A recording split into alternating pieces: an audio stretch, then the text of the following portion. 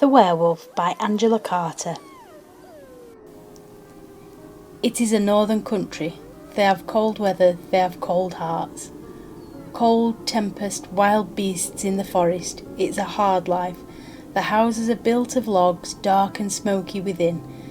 There will be a crude icon of the Virgin behind a guttering candle, the leg of a pig hung up to cure, a string of dry mushrooms, a bed, a stool, harsh, brief, poor lives.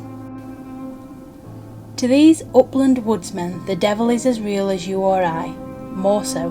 They have not seen us, nor even know that we exist, but the devil they glimpse often in the graveyards, those bleak and touching townships of the dead, where graves are marked with portraits of the deceased in the nave style, and there are no flowers to put in front of them. No flowers grow there, so they put out small votive offerings, little loaves, sometimes a cake, that the bears come lumbering from the margins of the forest to snatch away.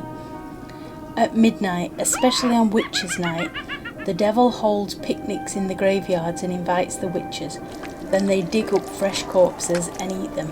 Anyone will tell you that. Wreaths of garlic on the doors keep out the vampires. A blue-eyed child born feet first on the night of St. John's Eve will have second sight. When they discover a witch, some old woman whose cheeses ripen when her neighbours do not, another old woman whose black cat, oh sinister, follows her about all the time. They strip the crone, search for her marks, for the supernumerary nipple that familiar sucks. They soon find it, then they stone her to death. Winter and cold weather. Go and visit Grandma, who has been sick. Take her the oat cakes I've baked for her on the hearthstone, and a little pot of butter. The good child does as her mother bids. 5 miles trudge through the forest.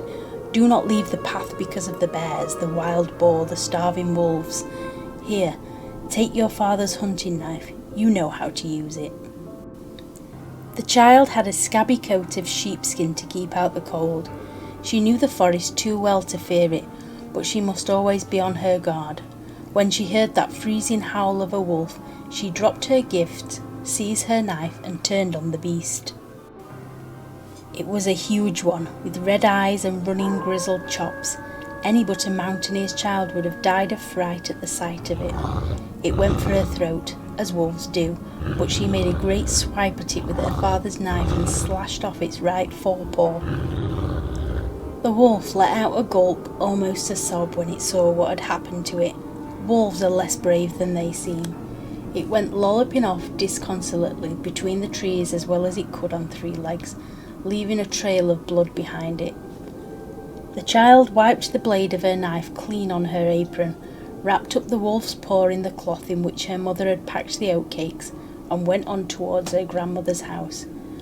Soon it came on to snow so thickly that the path and any footsteps, track or spoor that might have been upon it were obscured. She found her grandmother was so sick that she had taken to her bed and fallen into a fretful sleep, moaning and shaking so that the child guessed that she had a fever. She felt the forehead, it burned. She shook out the cloth from her basket to use it to make the old woman a cold compress, and the wolf's paw fell on the floor. But it was no longer a wolf's paw.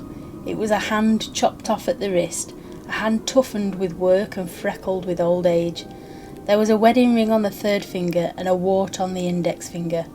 By the wart she knew it for her grandmother's hand. She pulled back the sheet, but the old woman woke up at that and began to struggle, squawking and shrieking like a thing possessed. But the child was strong, and armed with her father's hunting knife, she managed to hold her grandmother down long enough to see the cause of the fever. There was a bloody stump where her right hand should have been, festering already. The child crossed herself and cried out so loud that the neighbours heard her and came rushing in. They knew the wart on the hand at once for a witch's nipple. They drove the old woman, in her shift as she was, out to the snow with sticks, beating her old carcass as far as the edge of the forest, and pelted her with stones until she fell down dead. Now the child lived in her grandmother's house. She prospered.